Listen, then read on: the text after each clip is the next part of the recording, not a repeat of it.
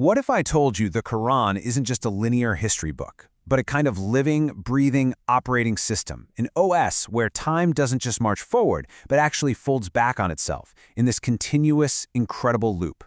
Well, today, we are diving deep into a fascinating take from our source material that sees the Quranic story exactly like that, as a timeless Mobius loop, where the end is literally coded into the beginning. So let's get into it. Okay, so picture this. It all kicks off with one of the most dramatic scenes you can imagine. The prophet Ibrāhīm is standing alone, defiant in his faith, and his people have condemned him to be burned alive. The fire is roaring, the crowd is shouting. It is the ultimate moment of crisis. And then, the miracle. God speaks directly to the fire, commanding it to become cool and safe. And just like that, Ibrāhīm is saved from a horrible death. Now, this is the story most of us know, right? But what if I told you the reason for this miracle is not what it seems? That's where things get really interesting. Okay, this is where you might want to buckle up because our whole understanding of time is about to get flipped on its head. The source we're looking at argues that Ibrāhīm's salvation wasn't just a one-and-done miracle, it was actually secured retroactively by the actions of prophets who hadn't even been born yet. Think about that. Prophets like Yahyā and Mūsā, who lived centuries later, were somehow key players in his rescue. So this leads us to the massive question, the central puzzle of this whole thing. How is that even possible? How can the faith of a man centuries in the future at the Red Sea, or the purity of another prophet, reach back through time to cool the flames around Ibrāhīm? To get the answer, we have to look at the very fabric of reality as the Quran presents it. So the source presents the Quran as having its own operating code. It's not just a collection of stories, it's the blueprint for a timeless system that governs reality itself. And the key to cracking this code, according to our source, isn't just in theology. It's a concept from a totally different field. And that concept is the Mobius loop. If you take a strip of paper, give it a half twist, and connect the ends, it looks like it has two sides, but it really only has one.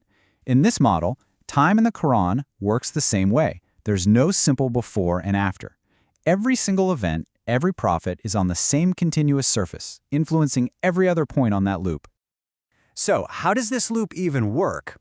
Well, the source breaks it down into two states. First, you've got the wave. This is all the unseen potential, the pure possibility of faith, knowledge, light. It's the realm of the unseen. And then you have the particle. This is when that potential collapses into something real, something concrete in the world. A thought becomes an action. An idea becomes a manifested truth. So once you have this framework, you realize the prophets aren't just a historical lineup. They're actually nodes in what the source calls a circuit of light. They are all deeply, fundamentally entangled across time. The actions and the faith of one prophet literally resonate and influence all the others, no matter when they lived. And this chart just illustrates that structure so brilliantly. The source actually organizes the prophets into these interconnected groups, or triads, each one governing a specific domain like lineage or mercy. And look, you see Ibrāhīm right there in the second triad? His story is fundamentally woven into the elements of fire, water, and light, connecting him directly to the destinies of others in that circuit. Okay, so here it is. This is the aha moment. We can finally see how the rescue actually worked. Ibrāhīm's trial by fire, that was a real, concrete particle event. Fast forward centuries, Yahyā's pure sacrifice creates this powerful wave of potential. Then Mūsā's absolute trust at the Red Sea turns that potential into a solid particle of faith. These future events sent ripples back through that Mobius loop, literally changing the physics of the fire Ibrāhīm faced and guaranteeing his salvation across time. But this circuit of light, it doesn't operate in a vacuum. It's in this constant struggle with what the source calls the distortion of fire. This is the force of Iblīs, of pride and chaos, and the force of Pharaoh, of oppression and tyranny. It's a cosmic battle between surrendering to the divine and that arrogant claim of I am better. And here's where it all comes home. This isn't just about ancient history or some abstract physics.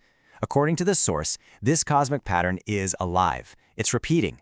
And every single one of us, we're inside of it, right now. The source material even has a name for this. It's the Ahmed archetype. Now, this isn't about being a specific person named Ahmed. It's a state of being. It's any soul that consciously chooses to align with this circuit of light, with this act of surrender. And when you do that, you are spiritually right there with them, crossing the sea with Mūsā, standing unburned in the fire with Ibrāhīm. You become a part of that timeless lineage. So what does this actually look like in our day-to-day lives? Well, it means every trial you face, that's your version of Ibrāhīm's fire. Every act of remembrance, of dhikr, that's generating light. Every moment you truly surrender, that mirrors the purity of Yahyā. Every single step you take in faith is like Mūsā standing at the edge of the sea. Your prayer for help echoes Asya's. And the Quran itself, it's the spiritual nourishment that reverses the fall. So the source leaves us with this direct, incredibly powerful call to action. It says to recite Āyat al-Kursī, the verse of the throne. And when you do, it's not just about reciting words. It's an act of consciously plugging into this divine circuit. It's a way to literally feel the loop of reality align around you with a power that holds all of time and space. And that brings us to the final, really provocative question from the source material. Inside this timeless loop, there are really only two orbits you can follow: the descending spiral of fire, which is driven by pride and denial, or the ascending path of light, driven by surrender and trust. And the choice of which orbit you follow, well, it suggests that's the whole point of our existence.